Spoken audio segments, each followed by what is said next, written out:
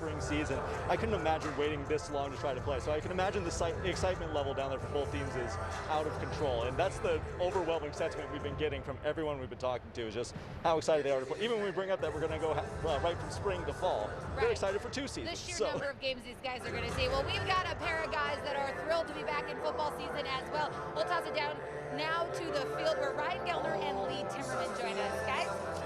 Yeah, hi Beth, we sure are yes, glad indeed. to be back, but we do need to make mention of a member of our team, Lee, that is not here. Brian Sean was diagnosed with colon cancer about a month ago. During a screening, they found a spot they did not like. Brian underwent successful colon cancer surgery and is at home resting, but we sure will miss Bison here on the field. You'll miss him up in the booth. Oh, we certainly will. I talked to Brian on Friday. He texted all of us here just before we went on the air. But you're right, it was a significant part of his colon that was removed. But if all goes well, and in the recovery, Bison and the doctors hope that he can be back here doing what he loves to do, and that's talking Bison football for the Illinois State game.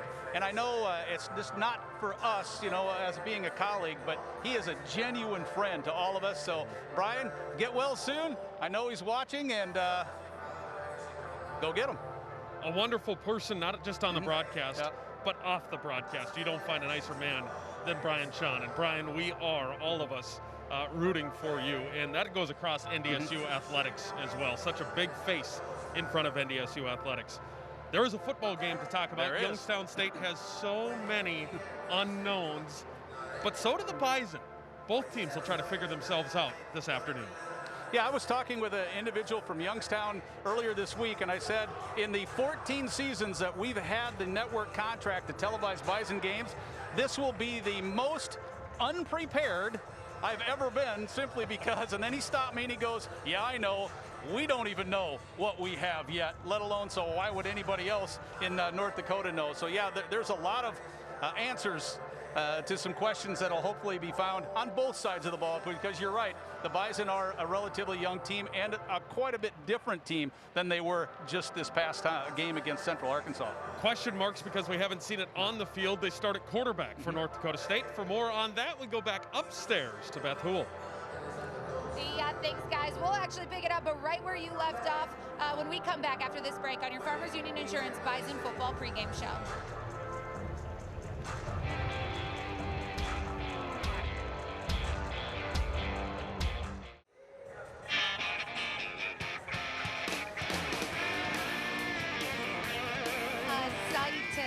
Ice skating in downtown Fargo. You can do a little bit of everything these days when it comes to this pandemic. We've got everything rolling all at once. Welcome back into the Farmers Union Insurance Bison Football Pregame Show, joined by Kyle Emanuel, Devin Fry. Guys, want to take a look at the Missouri Valley Football Conference preseason standings here. NDSU, obviously, #1. No surprise there. That's what we're used to seeing. But a lot of expectations for UNI and South Dakota State and then Illinois State, with Southern Illinois rounding out that top 5. But of course, we saw Southern Illinois take that loss to North Dakota yesterday that I think maybe throws a little bit of a wrinkle into some of those expectations that people had. As you see the Valley shake out, it's a lot of those familiar teams that we're used to seeing. But what do you make of the preseason standings? Well, I just think there's a lot of unknowns with everything. You know, the Valley hasn't played football in a year and a half. So yeah, you're going to see North Dakota State obviously up at 1. You're going to see Northern Iowa, South Dakota State, the teams that we're used to seeing. But we don't really know.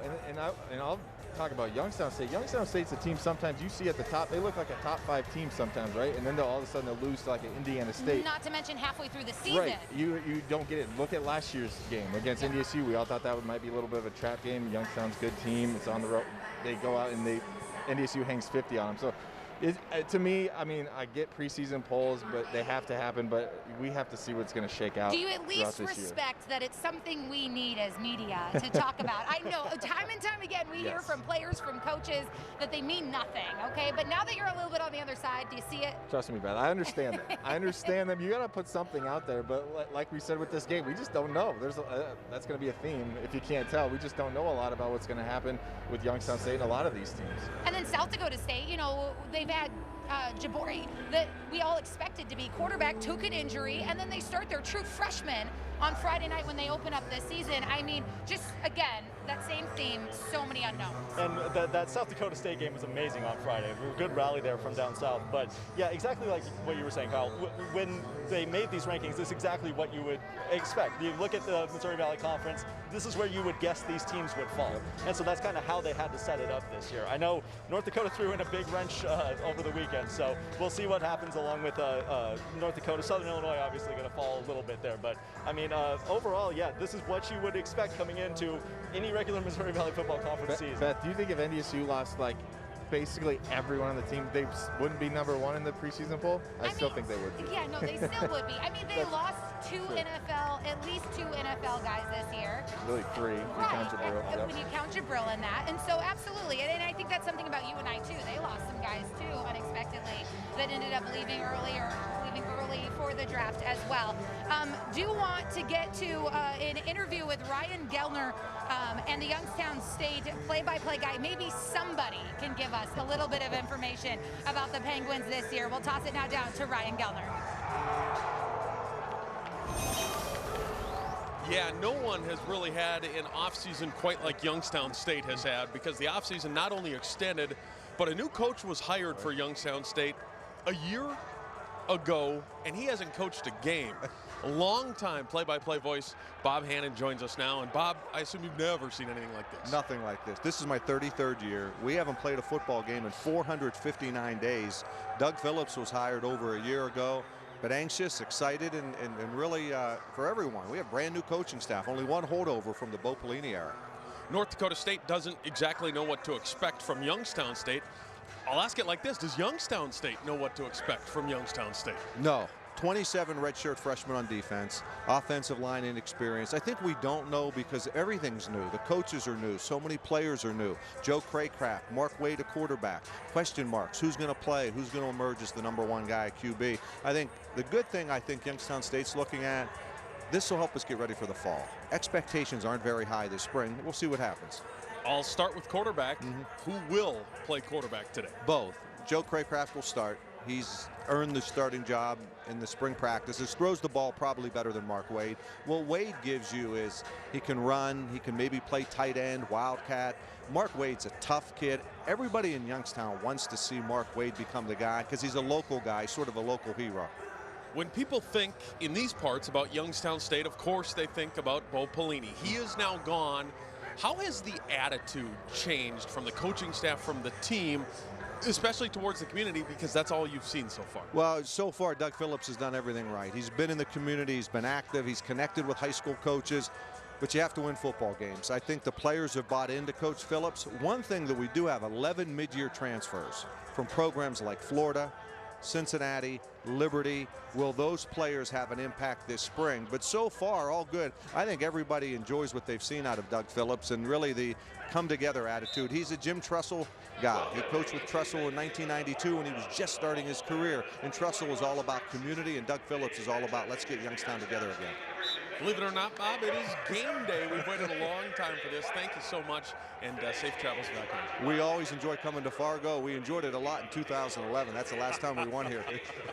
Back to you guys. 2011, the last time they won. Do you have any recollection of? I do. That's how old I am, Beth. I'm older than you, so you're fine. True, but I was a redshirt freshman that game. That was the only game we lost that year, so I mean, we'll give them that. That's the truth, though. That's what we were talking about. Youngstown State, you just never know. No, you really do. You really don't. And they always have really good talent. Like every time you play Youngstown State, every time you go in the scouting report against them, they have talent all over. They're usually really good in the trenches, which is kind of a staple of the Missouri Valley. But usually they can hold up against the run against NDSU. But like we saw last year, can they stop the explosive plays? Christian Watson's still back. He had a really good game against them last year. So they have the talent. They have new coaches. Can they find some consistency, which they didn't really have a lot with Bo Pelini? That's what it's going to come down to. It's fundamentals and consistency on both sides, especially when you're going against Youngstown. You don't know what they're bringing, so it all comes down to fundamental football, and NDSU's been pretty good at that, for quite some time. That they have. Yeah, I guess. Yeah, fundamentals tends to be where it rides for Bison football. Because I think one thing that's super interesting that they talk talked about there was how this is a Jim Tressel guy, that they're kind of going back. I can't help but see my own Nebraska Cornhuskers in them, in this trying to search for what once was. That's what I was trying to say. Right. And you know, with the Huskers going back to Frost, trying to kind of recreate that magic. It hasn't gone so well for my Huskers yet. I'm interested to see how it shakes out for Youngstown State. My Huskers too, Beth. Trust me, we hurt together. They're I grew Huskers. up there. They're Huskers, yes. That's true, that's true. All right, guys, well, we've got plenty more to talk about. Going to break down a little bit of this quarterback action that we expect to see today, including introducing you to NDSU's brand new QB1, Zeb Nolan. That's all coming up next on the Farmers Union Insurance Bison Football Pregame Show.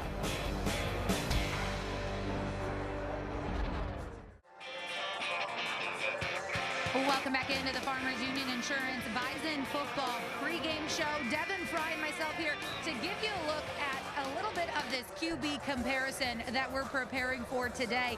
Expecting Joe Craycraft to get the start for Youngstown State, but of course, as we've already talked about today, there's going to be maybe two different guys playing in this one. Taking a look at both Zeb Nolan and Joe Craycraft here. Yes, a new era of Bison football. The next man up, Zeb Nolan, the next quarterback for NDSU football. Concerned is the fact that they came in with two quarterbacks listed on the depth chart. That is an immediate red flag right off the bat. Craycraft is good. They got a good game experience from him. He played 4 games for him last year, started 4 games for him last year. So he's going to bring a lot to the table. But the fact that they don't have that QB1 listed on the depth chart coming into this game is a big red flag. 2 quarterback systems rarely work, but you can see the numbers that Craycraft has put up already at Youngstown State. Expect a lot from him, especially at the rushing level. It's going to be an exciting matchup to kind of see what they can do from the quarterback position with the 2 different players. Well, you've played a little bit yourself as an offensive lineman with that 2 quarterback system. How much stress does that put on a team? How difficult is that? It's especially difficult, especially when one of the quarterbacks is designed for a certain purpose. Like if they bring one in for option plays or rushing attacks, then the defense cues up on that. They know what to expect.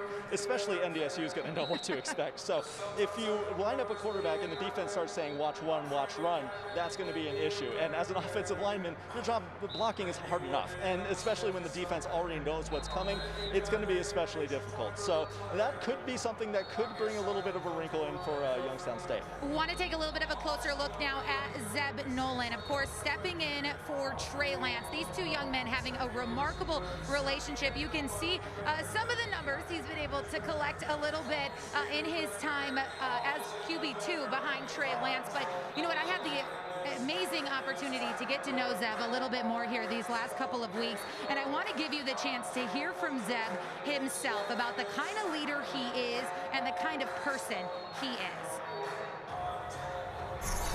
I'm a guy that leads by example. You know, I'll say something when needed, but if not, I'm just going to keep rolling and doing my job. I think the one thing that most people probably don't know about me is that I care a lot about everybody, and it's not about myself. I could care less if I threw 1 touchdown this season or if I threw 500. I just want to win football games here. I want to be the best person I can be for the team and carry on a winning legacy. I don't care about any accolades or any awards or anything like that. I just want to be here and win football games and be the best leader I can be for the team. I'm kind of a guy that don't take much lip or, you know, doesn't let things slide by without saying something just because I feel like that's what's been embodied here. I'm not afraid to, you know, let a guy know, hey, this is where you're at, but they know that they can say the same thing to me if I'm out of hand. I'm not someone that gets real uptight and yells and screams. I just come over and try to be really positive. I think positivity and leadership goes a long way. That's Zeb Nolan, truly an outstanding young man, actually encouraged Quincy Peterson, who transferred from Virginia Tech this year, to come to NDSU. And I asked him, that's remarkable. You would invite somebody here who would who could potentially take your starting position. He said NDSU deserves the best caliber quarterbacks they can get. He's a good, hardworking, humble, talented football player, and he deserves to be here as much as anybody. Just remarkable. Excited to see what he can do on the football field. I want to send it down now to Ryan Gellner and Kyle Emanuel for a little bit more on how it's done. Guys? Yeah, thank you, guys. We are field side with Kyle Emanuel now. And one thing you've done, we've talked about it during this game in particular, is watched film. North Dakota State has watched a ton of film, not just on Youngstown State, but everywhere these coaches have been. And I want to ask you about watching film and what it's about. So let's start there. When you're watching film, what are you watching for? Well, Ryan, I think the first thing you have to mention, and a lot of people probably don't know this if you've never been around, but you watch cut-ups, right? You don't watch just a game. You don't watch from the first quarter to the fourth quarter. You watch cut-ups, and when cut-ups is like, okay, maybe we'll watch 11 personnel, one back, one tight end, and then now we're going to watch red zone one day. We're going to watch third down one day. We're going to watch first and second down runs, first and second down bootlegs, screens. Like, so you go kind of in segments when you're watching film. As a D lineman, it was pretty easy for me. I wanted to know what kind of runs I was going to get, but I wanted to know what the offensive lineman did. Right now, when you move to the back end, now you have to be more tuned into what kind of routes they like. You have to look at tendencies, personnel, more like that. And like you said, NDSU, when they had to get ready for this game, they had to watch film from all over. They were watching Iowa State. They were watching some places where the head coach came from, places where the D coordinator came from. So it came from a lot of different areas. So that's a lot. There is a lot to go over when you're talking film. So when we talk film, specifically, not position stuff, but team stuff. Do you ever watch it just as a defense or just as an offense or just together? At NDSU, not a lot. No, you went more specifically. Now in the NFL, we did a lot when we would go over installs, like I said. So on Wednesdays, I believe it was first and second down. So when you go over installs, you watch it more as a team, but you really, when you get into the meat of it, you got to break it down as individuals and as position groups. And like you talked about, there are things you can see. There are tendencies you can see. Sure. Do you ever look at player-specific tendencies? So-and-so does this, and that means No, absolutely, especially as a D lineman. I think that's where you can get it the most. Maybe as a DB when you're looking at wide receivers. But as D line, there's some offensive linemen that'll straight just give away if it's a run or a pass. You can tell by their stance. So there's little things like that. And I think that's what's kind of hard about this game for NDSU. Youngstown State has so many new players coming from all over. Yes, you can study coordinators. Yes, you can study the head coach and see what they like to do.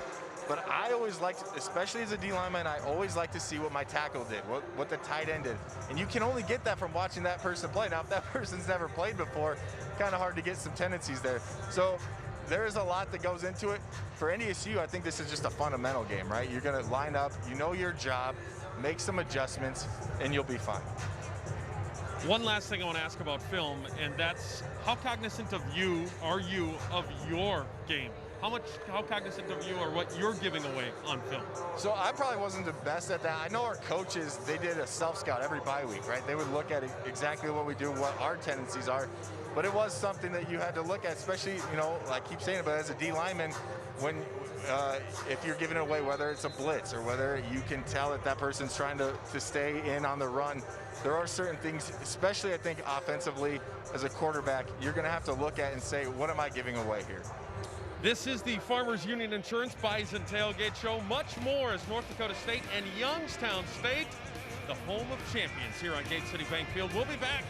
More to do before the Bison and Penguins in 37 minutes.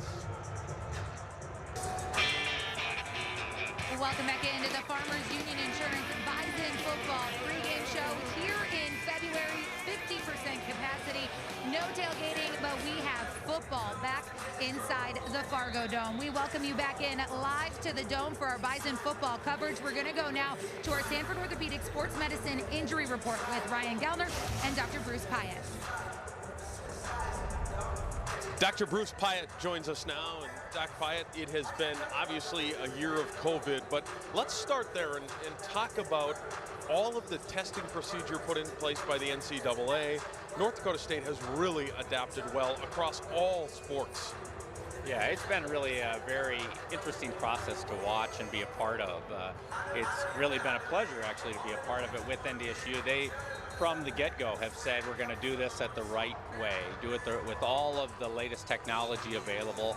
So they've gone through and been doing the testing on a weekly basis. All the athletes are being tested with a PCR test, and they have to come through and show that that's negative. If it shows positivity, then they're pulled out of activities for a period of time, which is generally about 10 days to 2 weeks. And also then we also look at all the contact tracing type things that go on, which can also affect players. But You know, we went through a lot of that really heavy in the fall, and by the fact that we got to play a game, I think it was to our benefit now for the spring, hopefully, where we had a lot of athletes who were exposed, who've kind of gone through it, have built some immunity, and now I think they're more available. Has the testing and the masks and things like that become almost normal now and almost just a routine for both the student athletes and for the medical staff? Yeah, it's just a part of life. You know, I think everybody in the community probably feels it too, that it's very much a part of what we're doing.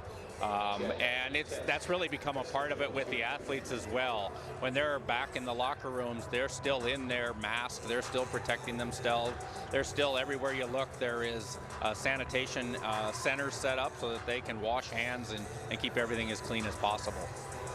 During the football game, you will have guys literally 2-3 inches away from each other, sometimes lined up right across from each other for a good 30-45 seconds. Any of that concern the medical staff at this point, or has research now shown us that we don't have to worry so much about that?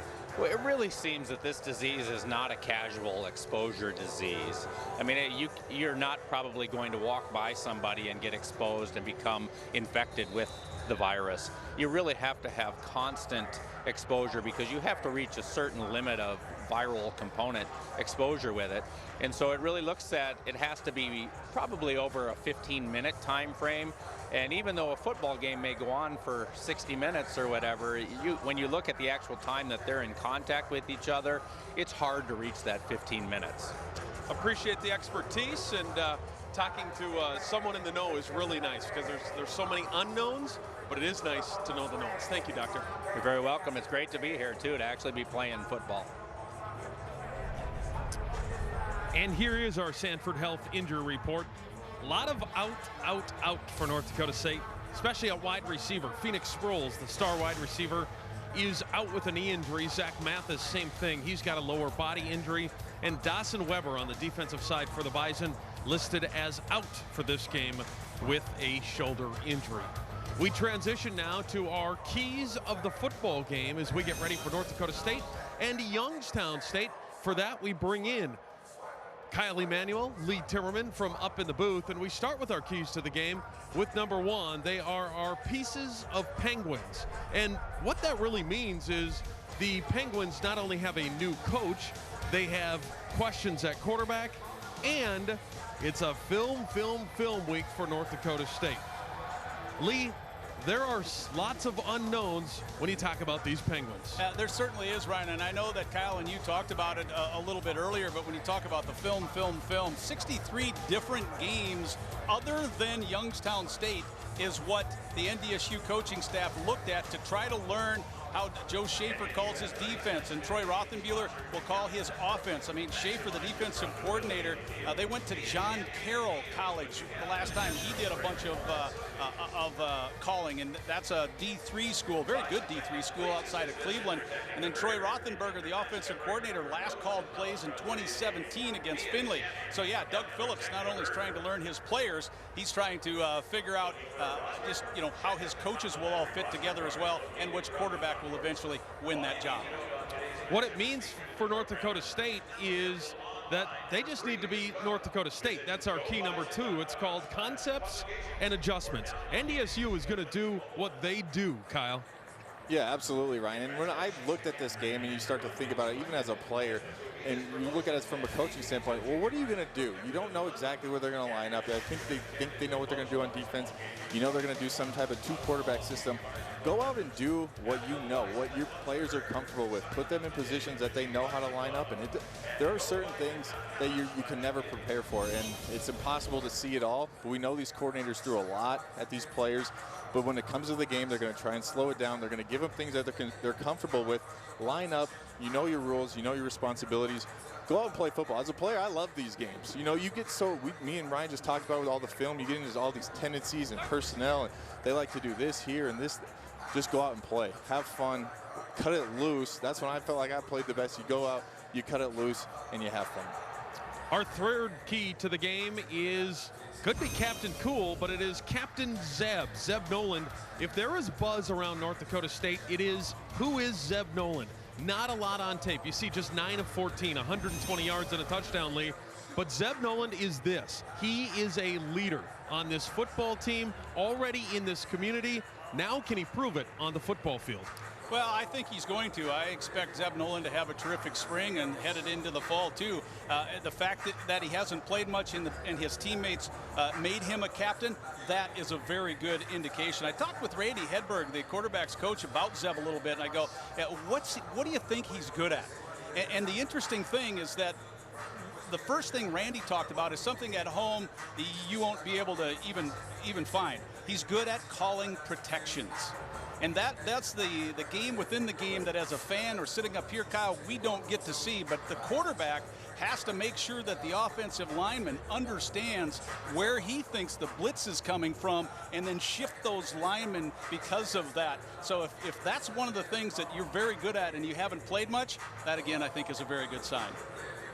Kyle, one thing for you before we close is you hear players and coaches talk about this, and in your own words, when you go from hitting each other to getting a chance to hit an opponent, somebody different across from you, how true is that you're just ready to go do something other than be with your own teammates? Yeah, 100%. And this is even exaggerated, right? Because now we've gone, other than the Central Arkansas game, you've gone even longer without hitting someone else, and you just get tired of it. You've been going against NDSU offense, NDSU defense this whole time. You want to go out and play.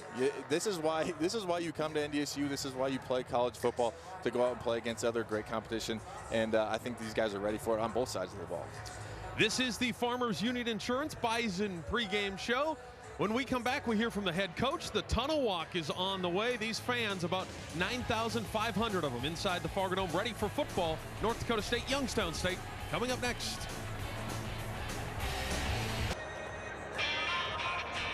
North Dakota State and Youngstown State on the Farmers Union Insurance Bison football pregame show. Live at Gate City Bank Field inside the Fargo Dome. 9,500 expected for this football game. Limited capacity, of course, due to COVID. A couple of special guests in the building today. One of them is a longtime Ohio State football coach, Jim Tressel, who is now the president at Youngstown State University. Tressel won national championship after national championship. You see him there in the white coat. Served as athletic director, now president at the university, and he is overseeing operations today from a president's standpoint. But Jim Tressel, lots of wins, dominated college football, much the way North Dakota State has dominated the last couple of seasons.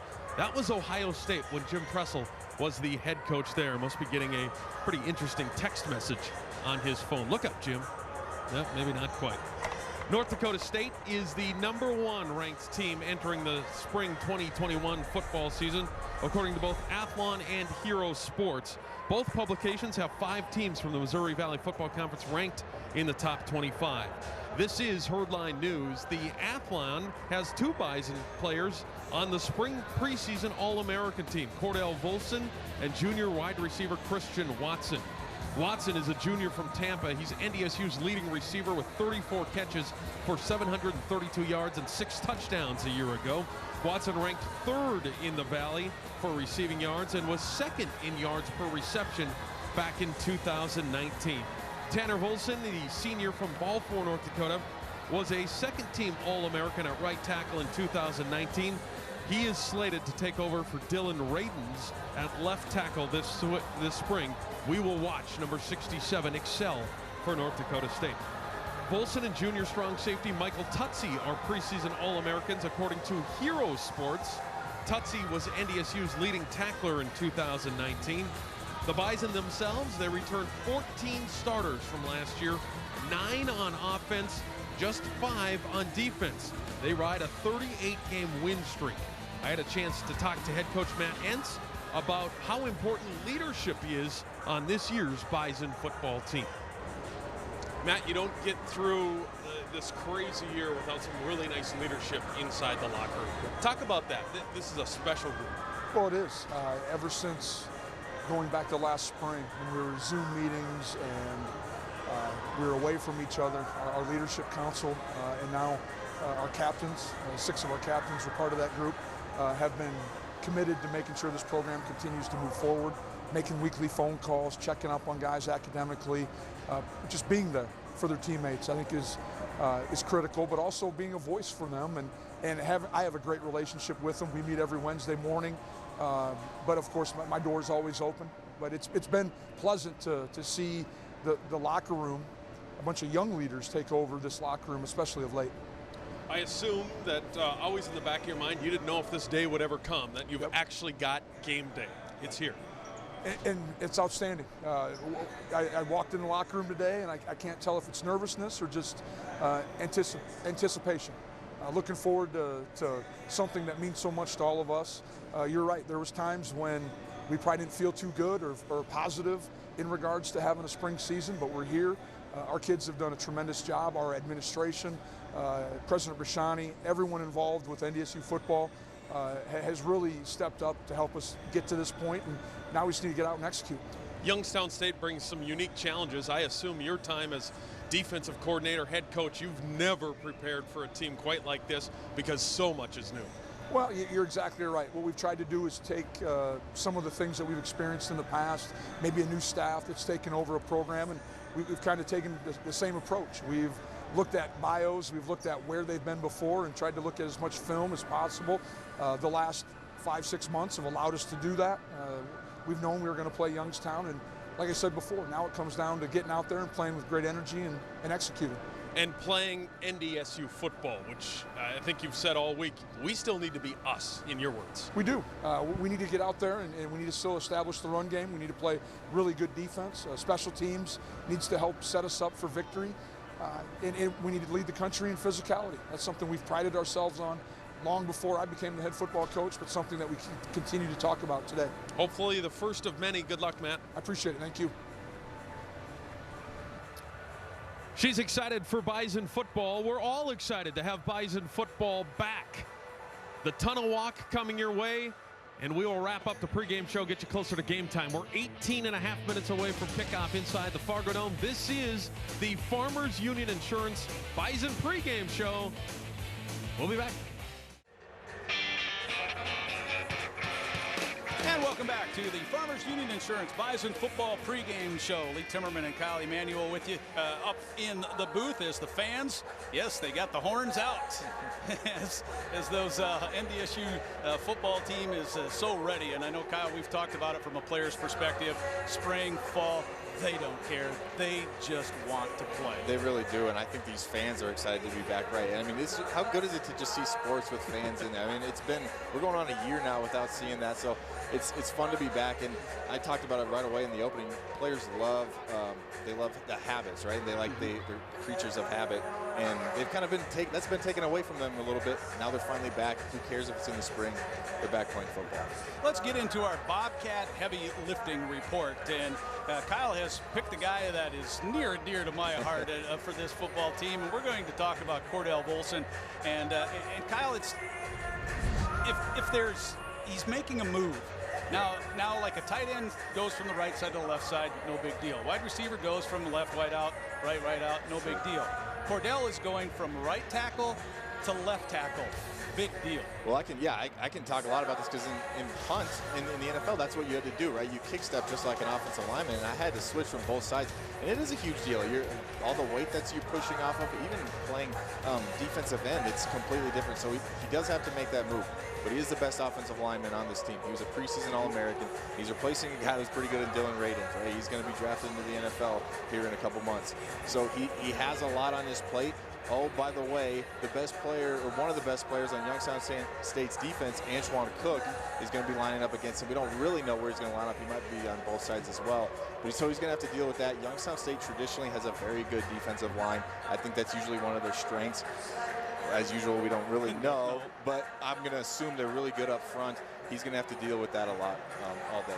I've had players that have had to make the move that Cordell is making, and they described it this way. And I think it's obviously more involved than this, but it's as simple as, hey, if you write with your right hand and you are right-handed, now someone comes up and says, you need to write with your left hand now.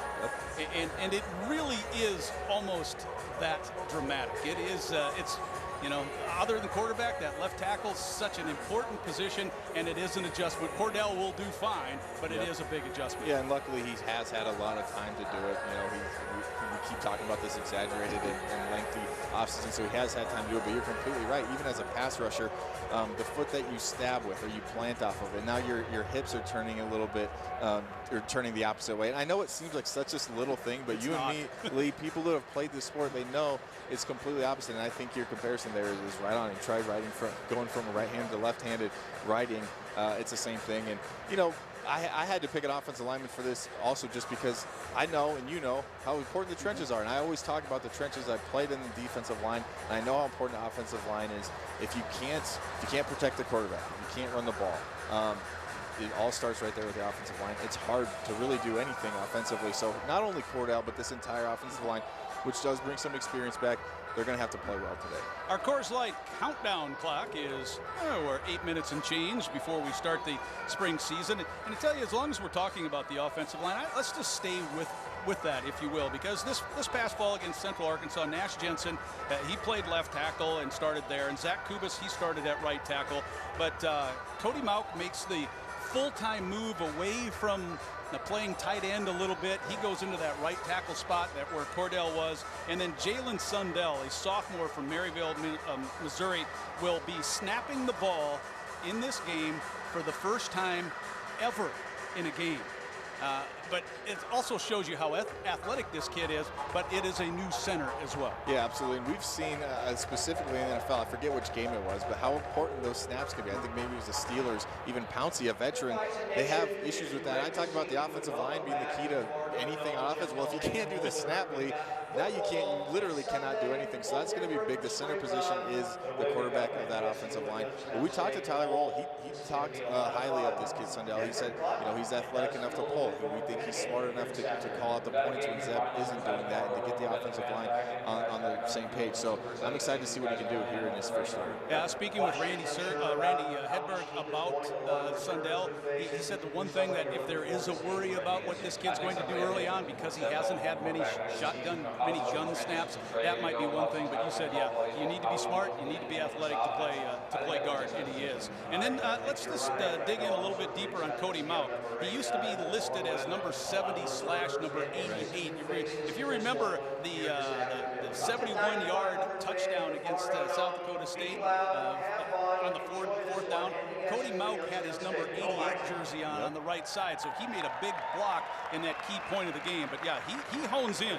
Cody's from Hankinson, and he played multiple positions in high school. He's now a junior, and he's bulked up to 295 pounds and 6'5". So how does the multiple position thing maybe help once you're able to lock into a spot? Well, just like we talked about with Cordell and having to switch everything around in your stance and things like that. Well, he's already used to doing that. As a tight end, he was lining up on both sides.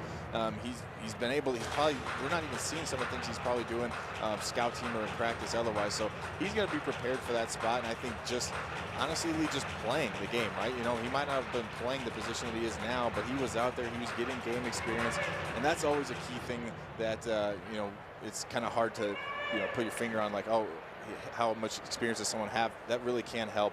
And I guess we'll see how that goes today for him. Well, let's talk just a little bit about experience as well. This is a relatively young NDSU team. The Bison on the 2-deep roster only have 6 seniors. One of them is Braden Thomas, who is a grad transfer from Minnesota State Mankato. So really, it's just 5 seniors. So there are going to be a lot of names that you obviously know, but they are a relatively young team. Yeah, they really are. I think the good thing is, unlike Youngstown State, they have coordinators that are coming back that they're familiar with, right? So maybe it's young players that have had this long offseason to kind of go through the X's and O's, if you will, for offense and defense. They should be comfortable with what they're doing, but they are going to lean on the guys. Now, I know Zeb Nolan hasn't played a game or started a game for NDSU, but he is an experienced guy. He comes from Iowa State. He's played Big 12 football. I think offensively they have to lean on him a little bit. And I know Coach Roll is going to make things a little bit easier for him at the beginning. He's going to see what he can handle. But I would expect at some point, he's given the keys to the courtroom, and Zeb's going to be unleashed. We'll see what he can do. Yeah, just to follow up on that, Coach Roll said, yeah, we just need to see what he can do. Right. And even though Zeb is a senior, he will be tested today.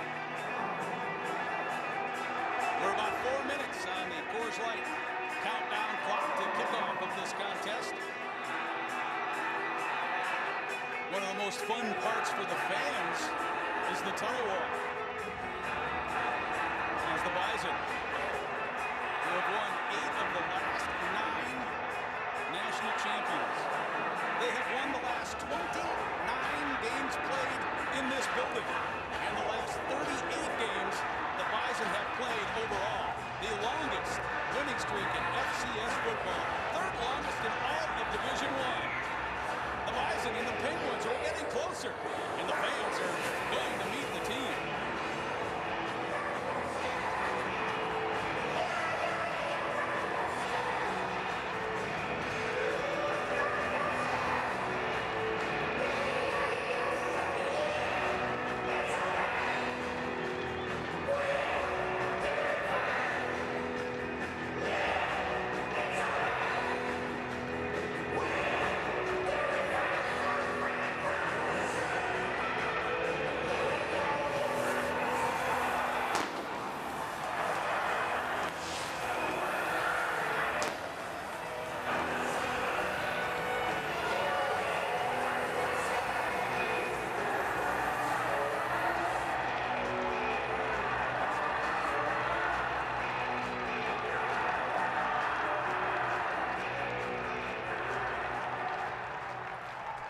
It's the Bison and the Penguins kicking off the 2020 Missouri Valley Football Conference season. Yes, I know it is February of 2021, but we are in Fargo. We are happy to have you along as the Bison and the Penguins get it started on a Sunday afternoon when we come back.